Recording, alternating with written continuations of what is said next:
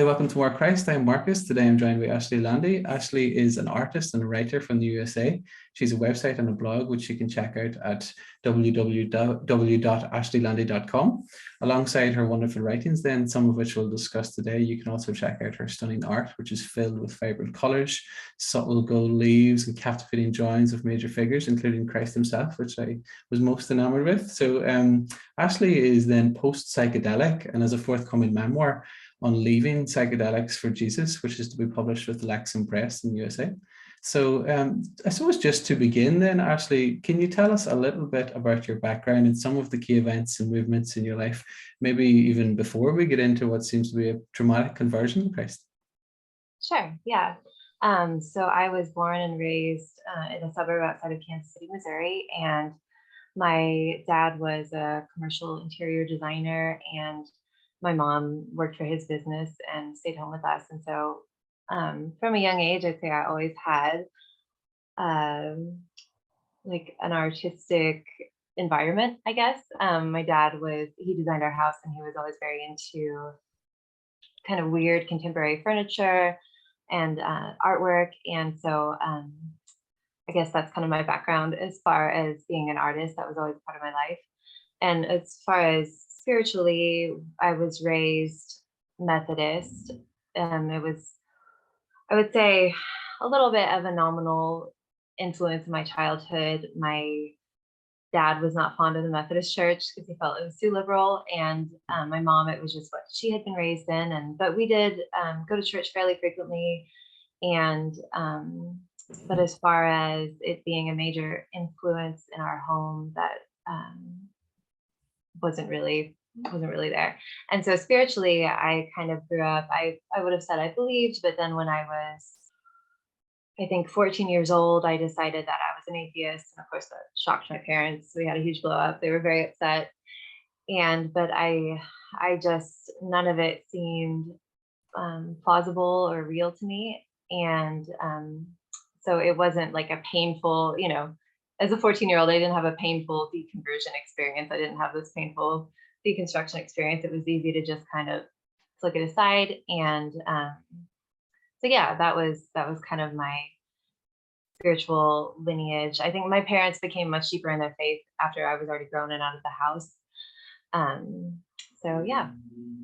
Thanks for that, Ashley. And were there any persons then who were especially inspirational or influential then in your early life, would you say?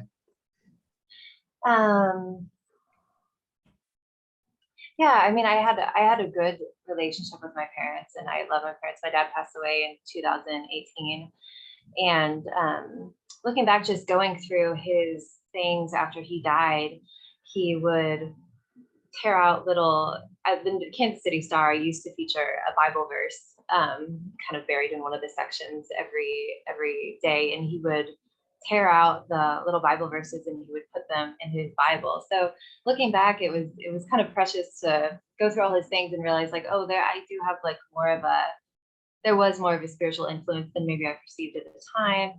And like I said, my parents grew in their faith as they got older. And I also found my grandmother, she died when I was 11 or 12, and my dad was from Southern California, which is very far away from Missouri. And so we didn't see her very often. So she didn't have as much of a direct impact on my life, but I found going through my dad's old things, I found one of her prayer journals, and it was just really precious to like read through that. And like I said, I didn't necessarily have that influence at the time, but just going through and reading that, it's just really beautiful and heartening. So yeah, and so I had a sister that I grew up with. She was 2.5 years older than me. She was adopted from Southern Korea. We were very close when we were children, and she passed away actually 8 months before my dad did in 2017. And we had a good network. I had a good network of aunts and uncles and some cousins, and so yeah, we had a solid family life, I would say. No, that's brilliant. Thanks for sharing, Ashley. And then I suppose next I would love to look at just some of your specific writings, really to help us home in on a small part of your story. So if we may, there's one article, Acidhead, God Took Me Higher, which is a fascinating title in and of itself. So can you just tell us a little bit about this article and really your time growing mushrooms, which you start off with, which is pretty wild in itself, if you find the pun, and the beginning of this spiral that ultimately led to what was your last trip then. Yeah, sure. So it's interesting. I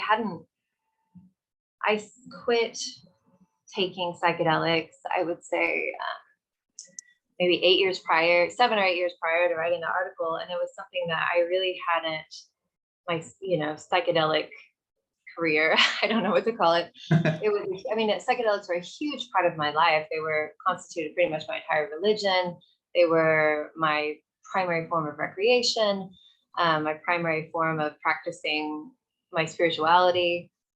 But after that last experience with mushrooms, which was fairly traumatic, and I had had traumatic experiences before, so it wasn't as though I had all good experiences up to that point, and then all of a sudden I had a bad trip and I was done. It was just a cumulative thing, but I completely lost my train of thought. I'm sorry, I have baby brain. I also like to say it's because of all the drugs I took that fried my brain. Right, the article. So yeah, that mushroom trip I just viewed as kind of my crowning disillusionment, I guess, with psychedelics. Mm-hmm. And there was a lot that led up to that point. But like I said, I hadn't necessarily, up until I wrote that article, which I think was 2 years ago, I hadn't really thought about psychedelics in a long time. I kind of would hear just, rumors here and there, or just, see an article here and there that there was this renaissance going on and that there was this accelerating interest in the therapeutic potential and spiritual potential of psychedelics. But I was busy raising children, I just didn't really think about it. And then I came across an article. Actually, there was an article in Ecstasis, which is a Christian magazine. Now it's owned by Christianity Today, which is a major Christian magazine in America. And this particular article, I believe it was by Rachel Seo, it referenced another article that had appeared in, I think, McSweeney's, that was written by a young woman, and I'm sorry, her name escapes me at the moment, but she was writing about her deconversion from Christianity. She was raised evangelical Christian as a child, like pretty intensively, and she was writing about her deconversion from Christianity, which was precipitated by psychedelics, and in particular MDMA and acid, I believe she wrote about. And just reading that, and I've thought, oh, like I went the opposite direction, and I thought I could write about that. Like I feel, I felt like at that point God had brought me a long way as far as healing me from all those experiences. I think that was another thing where I just didn't even want to think about it for years afterward, because I felt really, honestly, I felt really damaged and hollowed out by my pursuit of God through psychedelics. And like I said, just the cumulative effect of all those experiences, not all of which were bad, obviously. There was a reason that I kept going back. There were very pleasurable experiences. There were experiences that felt very transcendent.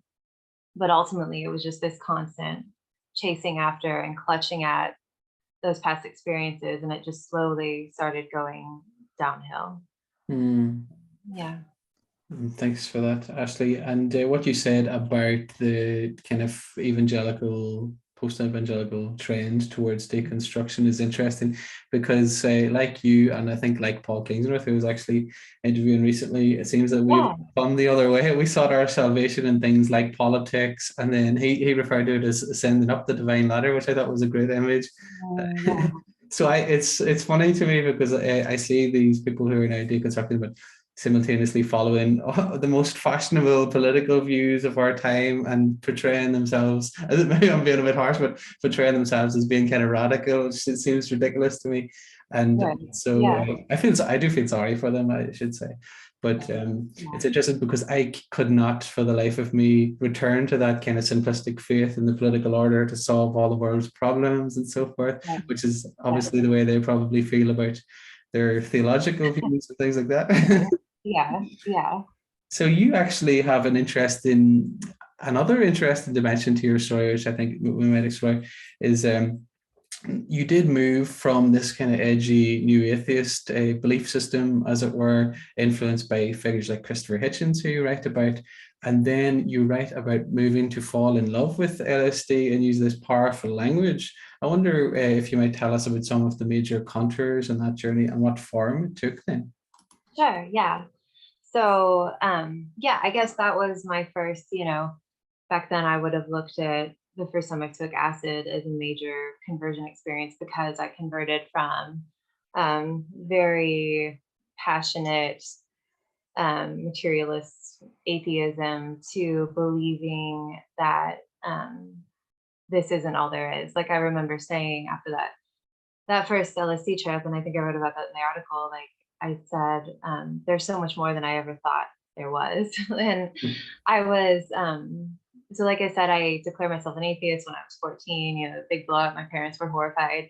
But I persisted in that for years, really up until I was in my early 20s, 22 or 23. And there was some point at which I realized that I needed to be able to intellectually justify my atheism, and I needed to be able to counter people, primarily my dad at the time, who would approach me with arguments for the existence of God or for Christianity.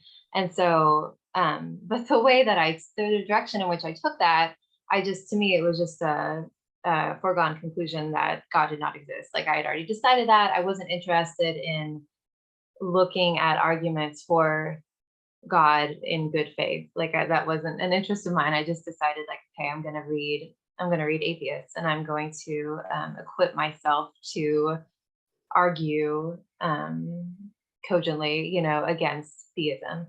And so I remember I had a friend who was also a very devoted atheist, and he loaned me a Sam Harris book and a Richard Dawkins book, and neither of them, honestly, the Dawkins, like, I don't have a scientific mind, so that was kind of beyond my grasp, And then Sam Harris, I just didn't, I don't know, he was fine. I didn't really like him that much at the time, even. But then I discovered Christopher Hitchens, and I read some of his books that were available. And then I remember it was right around the time when his book, God Is Not Great, was coming out. And I rushed to the bookstore to buy it. And I remember just like going home and being so eager to read it. Like, I think I just had this idea in my head, like, this is going to be, and I look back now and see, like, I was searching, and the desperation of my desire to prove atheism, or to, like, be able to definitively say, like, yes, this is the truth. I think the very, like, flavor of that desperation had a seeking after God in it, I guess. And I just remember, like, I got like halfway through the Hitchens book, and I just remember, like, feeling so depressed all of a sudden. Like, it was something I agreed, I intellectually assented to everything that he was saying, but the way in which it was presented, or just maybe like seeing it in print like that, was just so disheartening. It had like a emptiness to it that was so depressing. And I just remember thinking, if I agree with this, and I agree that, this is all there is, there's nothing transcendent, or, the only transcendence that we can find is in art and music, which was kind of one of Christopher Hitchens's things. Like, I think he did believe in transcendence in some sense, but it came through art and music and literature. And I just remember feeling like, why does this, if this is true, then why does it feel so bad? Like, why does it feel so? And I remember just kind of like putting the book down on the floor beside my bed, and eventually it got kind of scooted under the bed, and I just forgot about it. And by that point, I had taken mushrooms maybe like half a year prior, and it was just toward the end of my senior year in college. A friend had them, and I was like, sure, why not? I didn't really know anything about the psychedelic experience. I hadn't really read much. And that night I just had a really good time. I just thought it was really fun. It was colorful and interesting and fascinating and goofy and funny. And I was with some of my friends, and it was just fun. We just had a good time. And but I loved it. I remember, like, there wasn't a spiritual dimension in it for me at that point, but I just loved it. And I think there was one more time, like a few months after then, that I got mushrooms from someone else, and there again it was just a really fun time. I think I took them with my best friend Kathleen, who's my roommate in college, and it was just a party, you know. Mm. And so then after the Hitchens incident, I guess, and after feeling disillusioned with that, there was a man that I met who I asked him if he had kind of in the orbit of, I think I was smoking marijuana at that point too, so kind of in that whole orbit. And I asked him if he had any mushrooms. He said no, but I have some LSD. And I was like, okay, sure, great, same thing, whatever. and and so he came over one afternoon and we took acid and we went for a walk, and then we went back to my apartment. And I remember I was just staring up at the corner, and there must have been something in the room that was like, you know, creating a prism and creating this rainbow on the wall, a piece of glass or something. And I just remember watching it. It started moving and pouring, and I said, and of course he had come like with all, he kind of considered himself like an acid guru. He had come to my apartment with all this equipment. Like he had a singing bowl, a Tibetan singing bowl, and he had the Timothy Leary adaptation of the Tibetan Book of the Dead. And he had all this other stuff. And I was just kind of like, this is just going to be fun. You know, I don't need all that stuff. Mm. And I'm not spiritual, you know, I don't care. But at that moment, I remember just looking at those colors, and I said to him, like, how does anyone ever have a bad trip? And he just looked horrified, and he said, well, don't think about it. And I was like, oh, okay, whatever. And of course, you know, looking back, the experience kind of turned on that. That was when the experience kind of turned, and it turned really bad. And I started freaking out and panicking. And I remember going to the bathroom and looking at myself in the mirror, and there were just like gobs of flesh like falling off of my face, and it was bloody, and it was like my face would reconstitute itself, and then it would just decay and fall off again, and there was a skull visible underneath, and it was just really disturbing. And then I remember at one point, you know, I was kind of at the peak of my freaking out, the peak of this bad trip, and it was like the whole room exploded in white light. And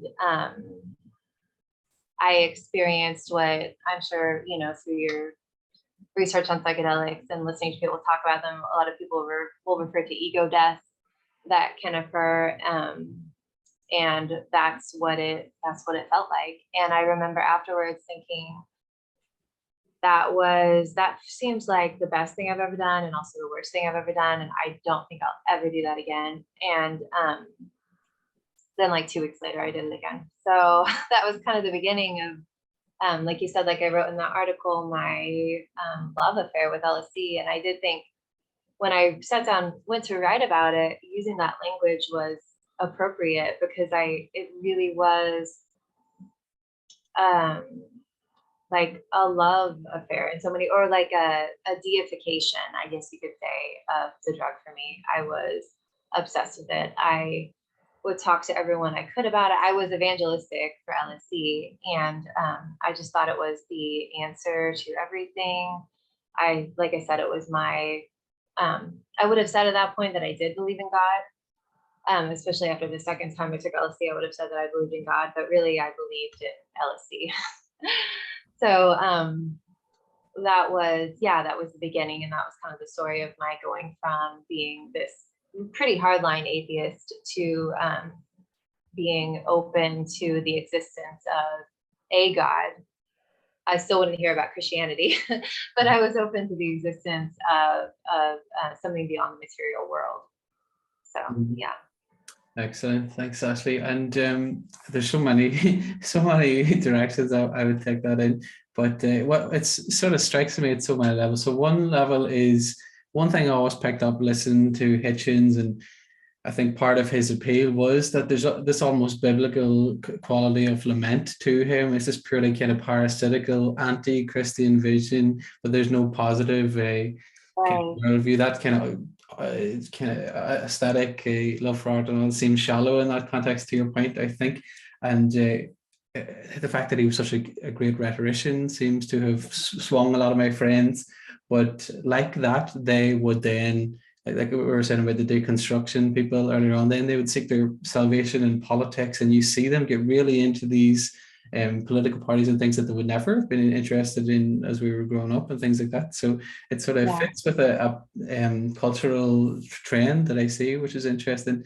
And I'm also interested in, so there was that social element, even with the kind of pseudo guru element that you see in some cases, but you also see, and something I'm interested in that you seem to hint at in your work is you and a lot of people seem to be doing drugs like this alone. So I'm wondering, what do you think is some of the background for that, kind of why it's done that way, and maybe where does that fit in with the wider meaning crisis and indeed this kind of mental health crisis? Are these drugs maybe an escapism for people, or does it depend on the drug and so on and so forth? Does that make sense?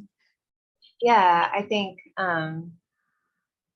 for sure. I think ultimately all drugs are some kind of form of escapism, you know. And I with me and psychedelics, it was interesting because in the beginning, I actually got to the point where I preferred to do them by myself because I didn't want anyone interfering with my carefully curated experience. You know, I had these aspects of, I like to make my own playlist.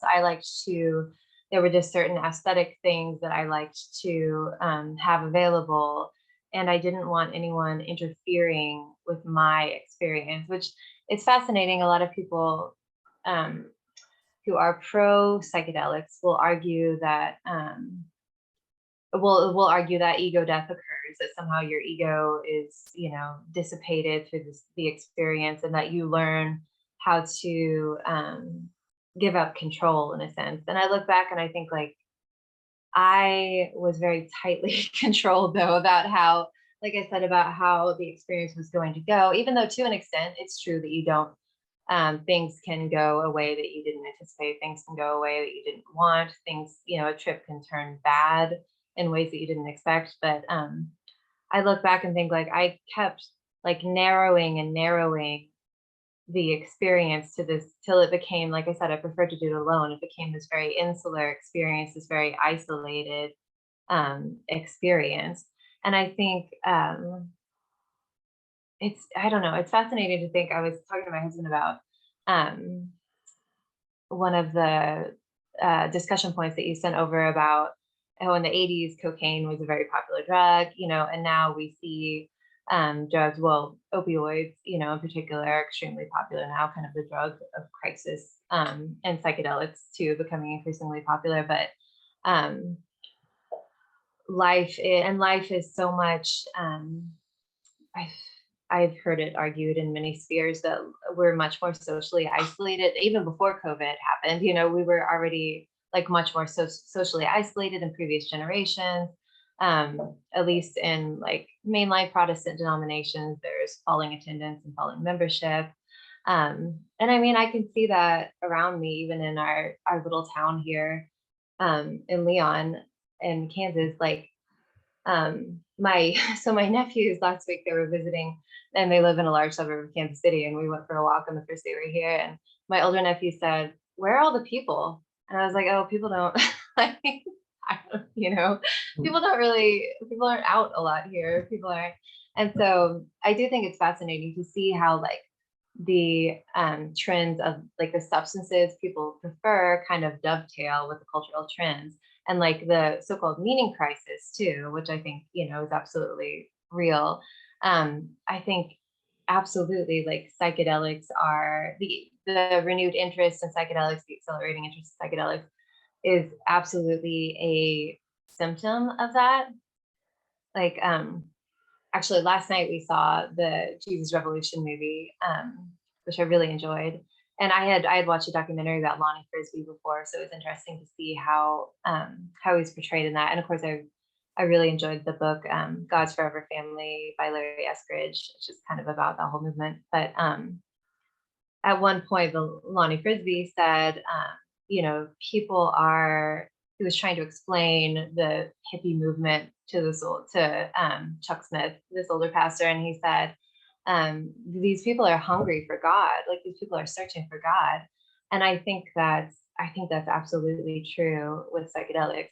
Unfortunately, I don't think that psychedelics reliably or even frequently or maybe ever, I don't know, lead people into the truth, which of course I believe Jesus is the way, the truth, and the life. But yeah, I do think it's fascinating that it's happening now. I also think it's fascinating the connections that psychedelics have with transhumanism. It seems like these major figures like Elon Musk. I read something the other day about the founder of Whole Foods. He's always been a little nutty, but these major like tech people, and of course, like I've heard that Burning Man is a huge attraction for like major tech people. But yeah, it's interesting. Oh, and who's the guy? The other Peter Thiel, yeah, who's a major investor in psychedelics, and I'm sure into psychedelics himself, also very interested in transhumanism. Like, that's fascinating to see. And like, there's like a strain of evil, and I think the demonic in transhumanism and AI that is very disturbing. But it's interesting to see kind of the overlap between interest in that and interest in psychedelics. That yeah, it's a very interesting cultural moment, I guess. No, that makes sense. That's interesting. It's funny that you say that. I think it sort of makes sense to me that they would be interested in both those things, because it's, if you're imagining the universe in this kind of immanent frame, as Charles Taylor talks about, there is no transcendent realm outside of time, matter, and space. Then you're going to seek your salvation in the purely material realm. And then it seems like these drugs, I think to your point, or transhumanism, these technologies, or how we become gods, it's like our sacrament almost. Yeah, for sure. Does that make sense? And yeah, it absolutely does. Yeah, and it's interesting to look back, and there was times on and I've heard people make claims that I can't remember if it was, and I know Steve Jobs was into acid too, and there was sometimes like this weird digital quality to acid in particular, like the patterns and the yeah, it was just weird. And I look back on that and it feels a little spooky to me, that it's so embedded in the tech world. And it absolutely, like you said, it absolutely, and I would have called it my sacrament too at one point. But like you said, if this is all there is, then of course, like, why shouldn't we pursue as many transcendent experiences as possible by whatever means? And why shouldn't we try to prolong life by whatever, and avoid death and suffering by whatever means possible? Yeah. And actually, one question that I hadn't have thought of, but just as you were speaking there, it sort of kicked in my mind. Have you come across what Mary Harrington's been writing recently? She's written a recent book, Feminism Against Progress. And she actually I was listening to an interview she did for Trigonometry, and she did the claim that the pill was actually the first transhumanist technology. That's like, I hadn't thought of before. I thought that was really interesting. That is interesting. You might enjoy Mary Harrington. Yeah. I haven't. I'm definitely going to look her up now, but that is a really fascinating idea. And I mean, yeah, I can for sure see that. That is really interesting. Yeah. And I suppose you've maybe hinted at what your answer might be, but as it pertains to the use of these drugs, even within a more communal context, so some people might say, well, that's kind of our expressive individualist West, the way it is, like we're bringing a lot of our problems to these substances, but then argue that there's a case for the use of drugs within a more kind of social context. You have these supposedly ancient customs in places like Brazil. They would have done allegedly ayahuasca. Do you think there's even a place for that kind of thing, or do you think that's still a problem in some ways? Yes, I think it's still a problem in some ways. And I think the idea that these indigenous cultures have been using substances for millennia in this way is just it's accepted like uncritically. Like I'll see it in news articles. There's nothing cited. It's just stated as though it's a universally accepted statement, but it's really not true. So like the indigenous use, just from the reading I've done and the research I've done, which admittedly I'm not, an anthropologist, but the use was not nearly as widespread as psychedelic proponents like to claim. And also the use was not of the same nature as our modern, therapeutic obsessed culture, is how we're wanting to use psychedelics. And when I was preparing for Unbelievable, what was that, a year and a half ago, 2 years ago, I remember watching this documentary on YouTube, and it's actually been taken down. I don't know why, but it was called Magical Death, and it was the University of Pennsylvania Anthropology Department. It was recorded in like 1970, and they were it was a short documentary, like half an hour long, about this Brazilian, like native Brazilian tribe who used ayahuasca. And it wasn't even the entire tribe that used ayahuasca, it was just the shamans within the tribe.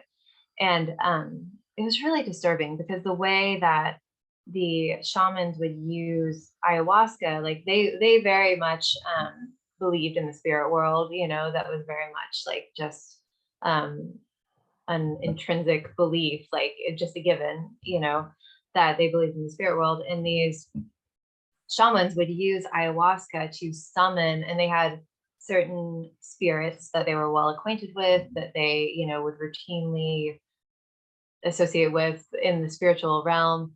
And they would use the ayahuasca to summon these spirits, and to summon these spirits in order to, and ask them to attack an enemy tribe. And to I forget what it was just really disturbing. The translator was talking, well, this practice was being performed in the tribe, and they said this shaman was summoning the spirit and asking the spirit to kill the babies of the enemy tribe. And so I remember watching that and just thinking like, wow, like and in addition, that wasn't the only thing, but in addition to reading articles and reading research papers, that the use wasn't nearly as widespread. Where it was used, it was not used in the same way that Westerners are now trying to use it or choosing to use it. It wasn't used in this like personal therapy way, personal like purgative therapeutic way. It was used as a means of access to the spiritual realm for the purpose, and I'd say in many cases for the purpose of sorcery and witchcraft. So yeah, I thought that was really interesting. And so, I've struggled with, it's hard to argue with personal testimonies of people who have undergone psilocybin therapy, and they say that it helped them. They say that it helped them overcome an addiction. Of course, that, and that kind of usage isn't new either. Like that was done in the 50s and 60s with LSD for alcoholism, and the efficacy wasn't really there. But like I said, it's hard to argue with someone's personal subjective testimony. And actually, I was reading a testimony of a woman who said that psilocybin, she had a horrible experience in one of the Johns Hopkins trials on psilocybin, but she did quit smoking. And so I look at something like that, I'm like, well, what is that worth, to have a psychologically damaging experience? Yes, you quit smoking, which is a good, that's obviously like an unqualified good to quit smoking. My dad died of, from smoking related illness. So I've definitely seen the ravages that it causes. And I look back when I was, I think, 24, my husband and I had an LSD trip where I smoked the last cigarette that I've ever smoked in my life. I never touched a cigarette again because it was like I tried to smoke one while on LSD and it was so repulsive that memory is embedded in my mind. And I don't even like smelling cigarettes. They just are disgusting to me. So I'm like, well, I guess I quit smoking through LSD too.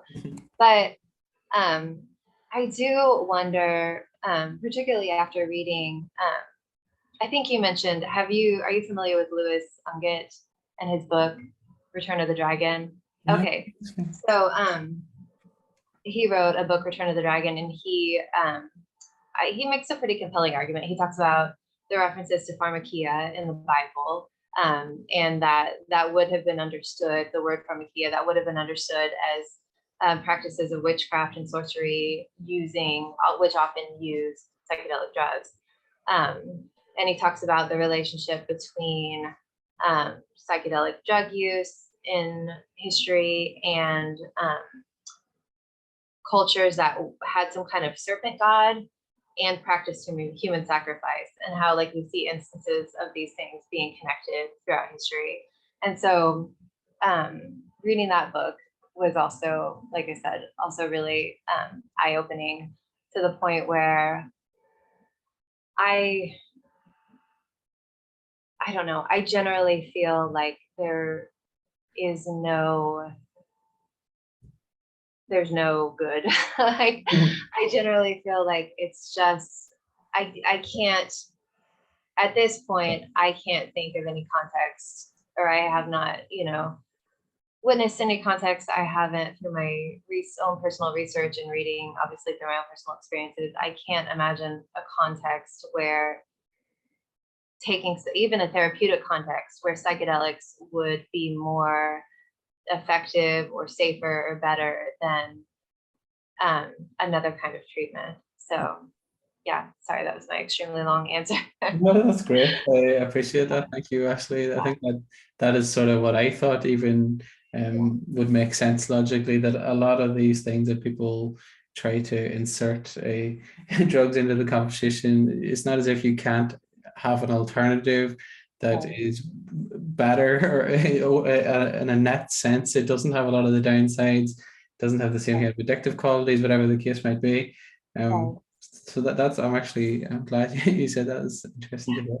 And I suppose if we might then refer back to your journey once more, I'm keen to let people hear a bit of the what moved you ultimately then from seeing LSD and things like that as your friend, and then to discovering Christ, our true friend. And there's really touching, heartbreaking bits to the story, if you're happy to tell, with the likes of poor Joella and your friend, and how that impacted you then. Sure, yeah. So I met my husband. We had two beautiful children. It's kind of, to summarize. And we still would, whenever we had the chance, when my children were with my parents or his parents, it became more of a special occasion, obviously, because we had children. And so the opportunity to take psychedelics were few and far between, but we always viewed it with great reverence, and like this was our, like I said earlier, it was our religious experience, it was our spirituality, and that continued on for a number of years, I'd say 5 or 6 years. And during that time, I had a friend named Carrie who I had known from childhood, and I knew that she had become a Christian in college. I remember connecting with her through email when we were in college, and she wrote what I thought of at the time as like a very wacky email about how God was moving in her life and God was doing all these things in her life. And every other sentence she said, or almost every sentence, had something about Jesus or God in it. And I just thought it was goofy, and I felt sorry for her. And because I felt like she had fallen into this kind of silly, naive religion, meanwhile I was into the deep stuff, And after we both had children, I reconnected with her, and we would get together for play dates for our children. And I remember I would kind of spout off whatever new age theory I was into at the time. And she would always just respond very, very gently. She's a very gentle person, just has a very sweet, gentle nature about her. And she would always respond. She would listen to me, and then she would always respond by quoting something from the Bible. She would say, "Well, the Bible says this," and I would just kind of be like, "Whatever," And she and we, and kind of concurrent with this, my husband, he was always more studious about actually studying other religions than I was. And he would, go and try to read like original text from religions. He would read through the entire Quran, and I would just read more bits and pieces. I read some of the Quran, and then whatever he was reading at the time, I would kind of read some of it. But he was always more scholarly, I guess, and methodical about the way he would study things. And at one point, we had some negative psychedelic experiences, but like I said, that alone wasn't enough to make us quit, or make us think that they were bad. But at one point, he kind of became disenchanted. He was really into Alan Watts. He was into Jung. Like, he became kind of disenchanted with them, Ram Dass, and he decided he would try reading some early Christian writings. And I remember he was reading Athanasius and I think it's Augustine. I learned recently that I've pronounced Augustine incorrectly my entire life, and so now I'm like trying to remember. I think like Augustine is the correct way, and forgive me if I don't know, I might never get it right. But so he was reading these things, and I was kind of like, this is weird, but whatever. Because like I said, I was open to virtually anything except for Christianity. And so at the time, he also began to see a therapist. He was just struggling with controlling his anger. And this therapist challenged him to quit smoking marijuana every day and to start going to church. And so he took up the challenge. He quit. He didn't completely give up marijuana, but he quit smoking it daily. And he started going to this church that was down the street from us. And I was completely opposed. I said, no, I'm not stepping foot in the church. No way. You can go by yourself. And so he did. And so, like I said, that was kind of concurrent with me kind of reinvigorating my friendship with Carrie. And then my husband was going to church, but I was still very resistant to both these things. And Carrie had a 2-year-old daughter named Joella, and they started noticing just one day she was very lethargic. She started acting very lethargic, which, as you know, with your niece, like, it's not normal for a toddler to be super lethargic. I mean, they have a lot of energy, and then they'll crash and nap, but she was just constantly lethargic. And then they noticed she had some bleeding on her gums, and I thought, this is strange. And they took her into the doctor. Oh, and she was having low-grade fevers all the time. So they took her into a doctor. She was diagnosed with leukemia. And I remember at the time, another of her friends set up a meal train for her, which is this website where you can go and sign up to take people meals. And I had signed up for a meal like 3 weeks out. And I remember I was, I looked at the calendar again, like in preparation. The next day I was going to take the meal, and I got an email from the organizer of that meal train, that meal plan, and she said, Joella's service is going to be such and such a date. And I just remember I was so confused, like, service, like what are they talking about? What does that mean? And then I realized she's talking about a funeral, and I realized, like, and so what had happened is, like, the leukemia had just like gone so fast. The cancer had spread super quickly, and she died within, like, I think it was like 3 weeks from diagnosis to death. It was just like devastating. And and meanwhile, also at this time, I discovered that, and I'm sorry, I guess I get the timeline a little confused in my head. we just had our son at the time, because at the time that Joella died, I had found out that I was pregnant with our daughter. And I was actually really upset to be pregnant. And I, of course, I look back now, I have my beautiful 11-year-old daughter, and I regret that. But I just, I don't know.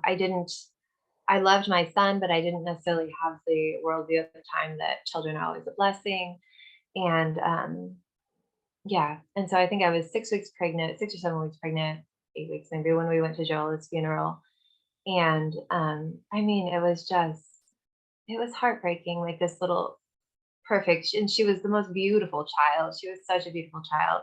And she's just laying there in the coffin, and she looked like a doll. I mean, she didn't look dead, but it was so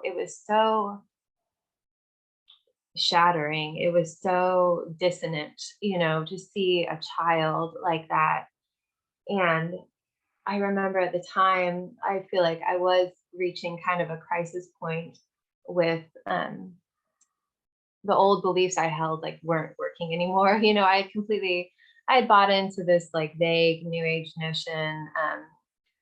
And Western new age philosophy is just kind of this mishmash of like whatever you want, basically. And but I just bought into this idea that there was really, like, there needn't be any such thing as true suffering. Like, it was all in your mind. And I was also super into yoga, super into practicing yoga and meditation. So just very into this idea that like everything could be love and light and bliss, and like suffering need not really occur. Like, it need not really be an experience, a facet of the human experience.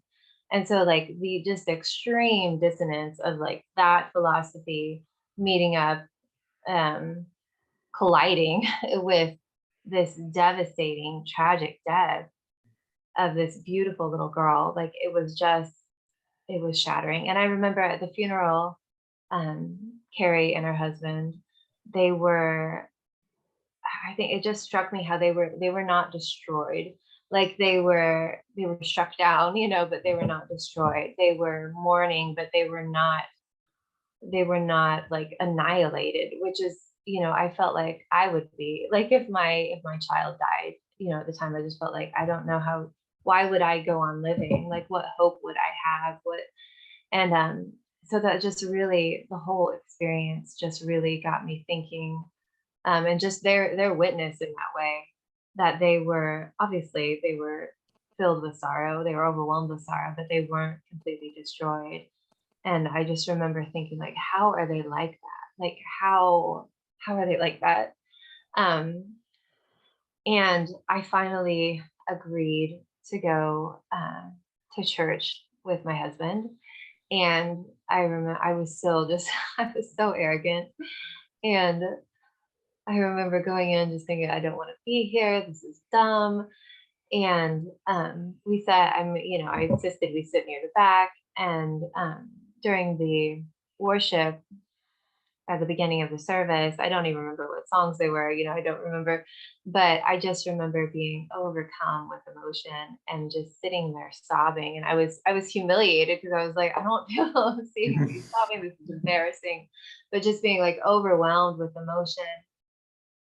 And I think that, coupled, particularly Joella's death, just really got me thinking, like, maybe there's something to this whole Jesus person, maybe there's something here. Like, it was what really like cracked me open. And like I said, that dissonance of like, my worldview can't do anything with this situation. Like, my worldview, like, this doesn't fit in my worldview. There's no accounting for the death of this beautiful child. That doesn't make any sense. Like, there's no there's no like hope beyond this. And I remember a couple of years ago, and there was also the idea that like, within the new age sphere, that you, like, the law of attraction thing, like, you manifest whatever you focus on, whatever. And it's this very weird, delusional, taken to its logical conclusion. It's like, you have ultimate power. I mean, it's basically like, you are God. like you control your environment. I mean, people couch it in subtler terms than that, but that's essentially the gist of it. And that worldview, I was like, this doesn't make sense, because like Carrie is the sweetest, nicest person. She didn't deserve this. She didn't bring this on herself. This isn't some kind of, I couldn't believe this was some kind of result of some kind of karma, or, some kind of, and so, like I said, yeah, that just the dissonance of that just really cracked me open. And also Carrie and her husband's witness as Christians, and how they, how they acted, how they behaved. It was just otherworldly. Like it was beautiful. I mean, there was, even amidst the extremity of the sorrow, there was like a beauty to their faith and their witness. Thanks. That's powerful. Thank you so much for sharing, Ashley. And I think alongside finding that grace and that amidst that awful suffering, and finding the redemptive nature and suffering in that kind of personal way, I think that's most important at a kind of societal level. As you mentioned the word worldview there, I think that was one of the things I became ultimately dissatisfied with figures like Alan Watts and this Buddhist notions of, and Hindu notions of Maya, everything's an illusion. And even the attachment that the parents would feel to the child would be considered a cause of suffering itself, and that's something to be escaped from.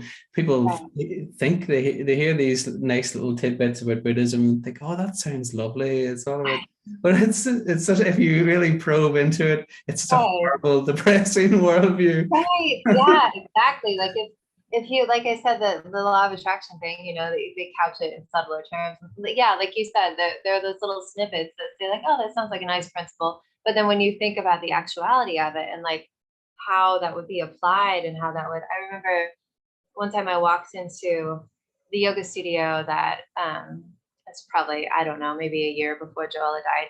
I walked into the yoga studio, and my yoga teacher was having a conversation with another woman, and she was talking about going to this Buddhist retreat, and part of it was like a silent retreat. And she said, one of the teachers was talking about non-attachment, and how she said she kind of questioned at the time. She was like, I don't understand, I don't understand. Like, I'm just not supposed to care if my brother dies. Like, and she said the teacher's response to that was like, well, you don't start with that. You start with breaking your smaller attachments first, and then you build up to that, and they're having this conversation, and the other lady's like, oh yeah, and I, even at the time, I just remember thinking like, what?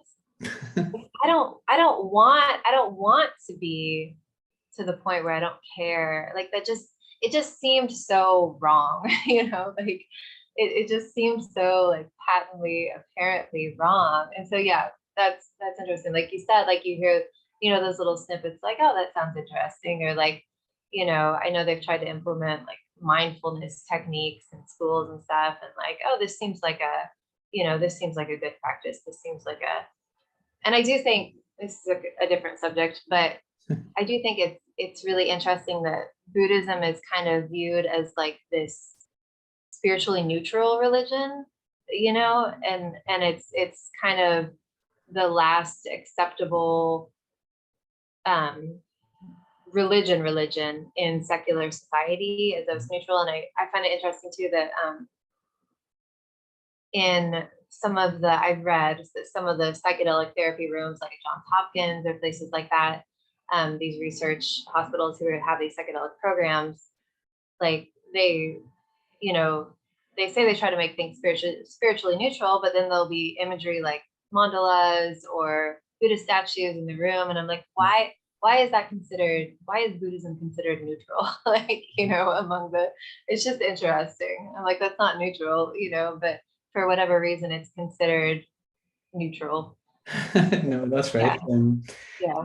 No, that's really interesting. I think in part it's because secularism and its constructs are historically anti-Christian. And I think in some cases, although to your point, I think Buddhism is the main one, but in some cases, strangely enough, Islam is treated favorably in the public discourse. I know in Ireland, the same day that the old blasphemy laws, Christian blasphemy laws were overturned. You had the EU pushing through new blasphemy laws that you can't say this, that, and the other about Muhammad. I just thought that was disturbing, fascinating, disturbing. Yeah, that is very interesting. Yeah, yeah. And I do find it fascinating too. My husband works in a very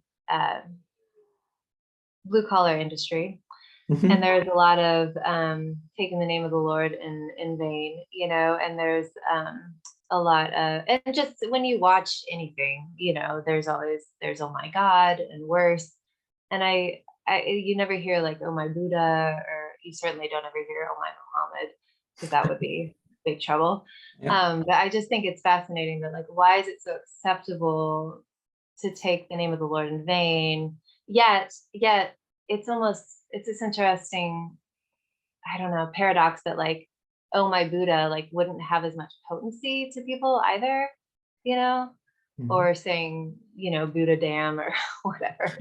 But yeah, it's really interesting. I could go on about that forever. And it reminds me of that reminds me of something Christopher Hitchens said. It was actually I went back and reread God Is Not Great recently, because I wrote this essay actually for this collection that I think is going to come out in August or September about it's called Coming to Faith Through Dawkins, and it's a collection of essays by people, not specifically Dawkins, but like people who became Christians and the one of the new atheists had some kind of influence in that experience. And anyway, I was going back and reading God Is Not Great, and in the afterword to one of the later editions, Christopher Hitchens talks about being at a book signing in Arkansas, and he said, he comments to the audience, the people who are there for the book signing. He says, like, you know, how they're kind of in the heart of the Bible Belt in the United States. And he said on the way there to this book signing, he saw a billboard that said, Jesus saves. And he said, it says both, just that one phrase, like, it says both too much and too little. And I just thought that was an interesting thing for him to say, you know, and he didn't really elaborate on it in his afterword. And I was like, it says both too much and too little. Like, I find that interesting. And like you said, he was such a clever person, you know, and a talented rhetorician, like you said. And but it was like, I mean, his whole foundation was being anti-theist. Like, it was a negatively framed, like you said, there wasn't anything better for him to offer. And like he would kind of like rhapsodize about, oh, well, we have this wonderful literature and art, but it was just like insufficient, you know, like, that's not insufficient. Like, what's the source of that? Like, you know, what's the meaning behind that wonderful art and literature? Like, why does it touch us? Why does it?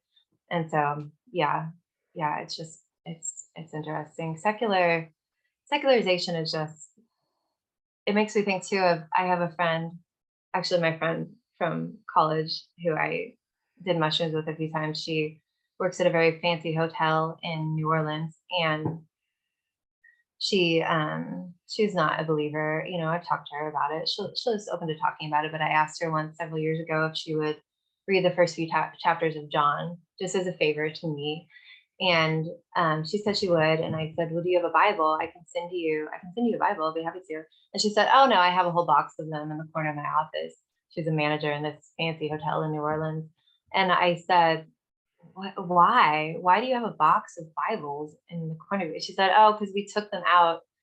And I don't know if it's, so in America, I don't know if this is worldwide, or like the Gideon Bibles in hotels. Yeah.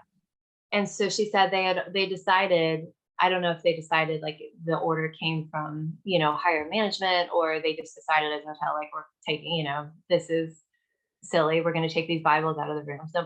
Who wants this anymore, you know?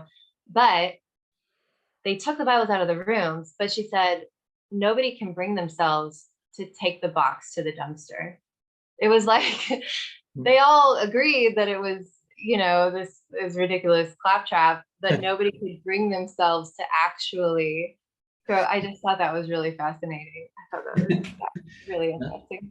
Absolutely. And yeah, your comments about Hitchens really intrigued me too, because again, I always thought it was this lament. He was always using part of the Christian story against itself.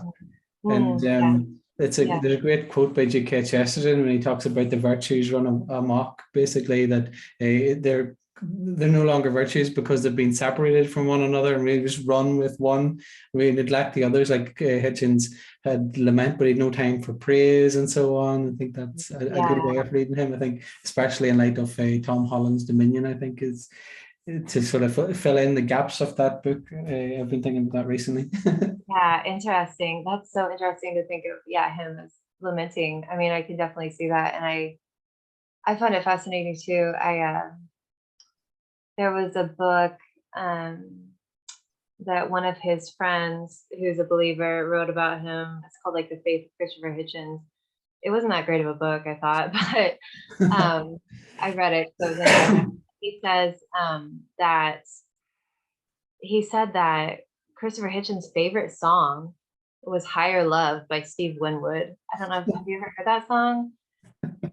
It's like, bring me like there must be a higher love. Without it, we're just wasting time. Like, I was like, that is interesting. Why would that be your favorite song? And obviously it's not an explicitly Christian song, but it's a very much, like this like yearning for something beyond this, for a higher love.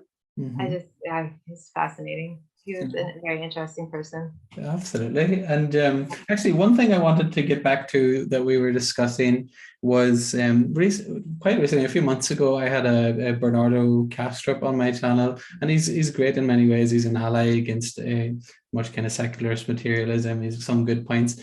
But some of the stuff just makes my eyes roll, to be honest. And there is an element of, he's still at that popular kind of quasi-secular stage whereby you see religion as just one thing, and you don't make these differences between, say, the Christian faith and Buddhism and so on. You try to blend them together, but some of the language on the surface might sound like it lends itself to that, but I think obviously if you go into the scriptures deeply, that notion will dissipate. So I wanted to look at it in terms of what it means to die to Christ specifically, and how does that then contrast with these notions of ego death and Ram Dass and some of those New Age gurus that you're talking about then? Yeah, for sure. And it's and I think it's common in the psychedelic world to have that kind of what would you call it? Like, is that like syncretism, or this idea that like, oh, well, when we talk about ego death, like in Christianity, they say this. In Buddhism, they call it this, like as though it's the exact same thing, which is couched in these in different language. And like, no, it's not the same thing at all. Like, I think it's telling to look back and, like I said, to see how tightly I controlled this experience that was supposedly, causing me to, causing my ego to dissolve and causing me to lose control, causing me. And there's also, ultimately, it's like, there is, when people say ego death, I know what they're talking about.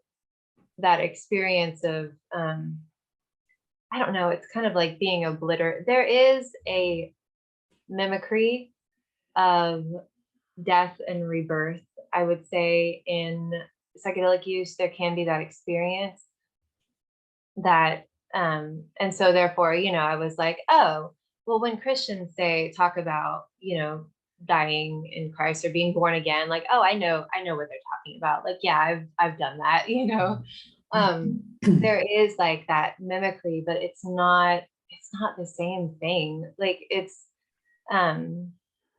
there is, I say, there's like a dying, I mean, it's a dying to emptiness. Like, what are you dying to? What are you being reborn into?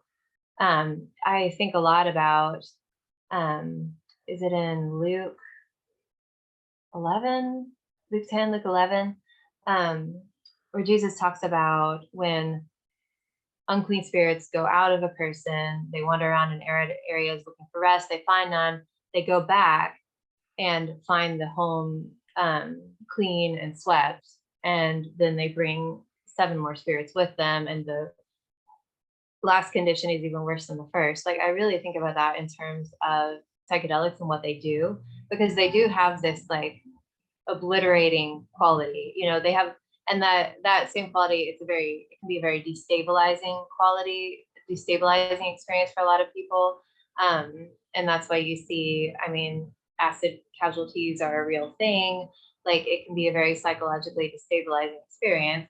And I think that quality too is what I guess people are hoping can like snap people out of the years long depressions, or like years long patterns of behavior, of addiction, but yeah, maybe you can clean the house, but if the house is empty, then I mean, I feel like, and looking back, I feel like there are absolutely demonic influences at play in my life and my experience. And I absolutely think that's real. And so, I mean, it's just a completely, it's not the same thing. It's not the same thing at all. Like, dying, Christ, being born again in Christ. I was reading one of my favorite passages in the New Testament. I think one of my favorite verses in Colossians, where Paul talks about being united in love, so that you may know the mystery of God. I may be paraphrasing a little. I should just memorize it. The mystery, so that you will know the mystery of God, who is Christ. Like, Christ is the mystery of God, in whom are hidden all the treasures of wisdom and knowledge. I remember the first time I read the New Testament after, coming out of my psychedelic use, just reading that and being like, wow, like, really? Like, that's a big claim, that all the mystery of God is Christ, and in Christ are all the treasures of wisdom and knowledge. And like, that's why I think, you can look at, like you said, like occasionally those snippets from Buddhism, or like, they seem like good principles, they seem like lowercase t truth, but anything that is true in those other religions, if it's not mediated through Christ, like, it's not truth. I don't know if that makes sense. That's right. I think that's again like Chesterton's point. You're just Yes. taking part and using it against the whole, whereas it has to be properly integrated into. Right. Yeah, for sure. That makes sense to me, for sure. I think that makes logical sense. And so I know you have to go in a few moments. Just before we do, I want to ask you about one figure that I adore, and I was kind of keen to hear your thoughts in, that being Bob Dylan. I'm wondering what he has meant to you, what he means to you, in part because he is this fascinating figure who became Christian after all of these experiences. He was kind of one of the main figures in the 60s who was at the forefront of some of those things, and then became very kind of small o orthodox Christian. I wonder what you make of that now. Yeah. And I've read like some people, and I mean, he's Bob Dylan, so he's very kind of cantankerous, and secretive. And so some people will say he's not a Christian anymore, but I think he is. There's no hard evidence that he's not. And so I like to believe he's retained his Christian faith. And I love Bob Dylan. He was so, and it's just fascinating to me. Like, he was so, and his music and his lyrics were so meaningful to me. Like I said, I would always make playlists for my trips, and a lot of times it would be mostly Bob Dylan. And I remember just everything he said was just like, wow, like that's, and it was like my experience would take on, it was like Bob Dylan was narrating my life, in my experience. And it's just the way that he can turn a phrase is just, I mean, it's like no one else. And the fact that he could articulate experiences and it's interesting too to look back and see, like, even in his early records, when I was super into psychedelics, probably Bringing It All Back Home Again and Highway 61, Blonde on Blonde were my favorites, like the big 60s records. And it's just fascinating to see like how there were, I'm trying to think of a specific example, but like I could see how there were like elements, there were Christian elements, like there was a Christ hauntedness, you know, even about those records. And yeah, I still love him, and I still like, it's interesting. There are some records that I would listen to a lot when I was tripping that I can't go back and listen to those because they just, too many memories, too many associations. But Bob Dylan isn't like that for me. Like he's eternal, he's timeless. And so yeah, I still listen to those records all the time. Yeah. Thank God. And are there any particular favorites that you'd like to recommend, and why do they maybe stick with you so much then? Yeah, so A Hard Rain's Gonna Fall was always one of my favorites. And I just think it's like incredibly profound. And Bob Dylan's 150th Dream was always one of my favorite. I just think it's a hilarious like slapstick song, and also really profound. Idiot Wind from Blood on the Tracks is one of my favorite. The whole record is just beautiful and touching and wonderful. And actually, The Gates of Eden is probably one of my very favorites. And actually, the working title of my book is Outside the Gates of Eden, because I love Bob Dylan so much. And I felt like it was an apt, you know, hopefully I'm not violating any trademarks. But yeah, I just chose that title because it just seemed really fitting. And also I wanted to, you know, pay like a little homage to him. So yeah, those are some of my favorites. And probably from his Christian records, I think When He Returns is one of my favorites. I think that's on the John Wesley Harding or the Train one. Yeah. But yeah, I love that one.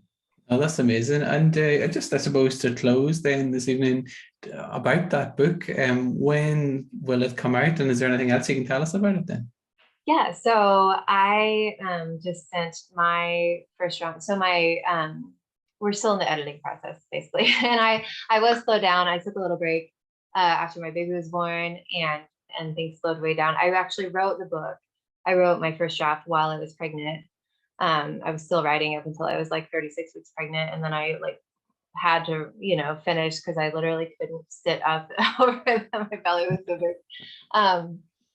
And so we're in the editing stages. My editor said hopefully early next year, but it's just kind of contingent on how fast we can move and how things go. And we had talked about maybe incorporating some of my artwork, and so that could be a possibility. And so yes, I'm hoping early next year. So like I said, things have been slowed way down by me having a baby, but I'm really excited. I think the time is right. I just hope that God puts it in the right hands, and you know, like I feel like there are other people doing really important work as far as like the more scholarly and research side of things. My friend Joe Welker, he writes a blog that's more about kind of breaking down the abuses in the psychedelic world, and also like how we as Christians relate to these things.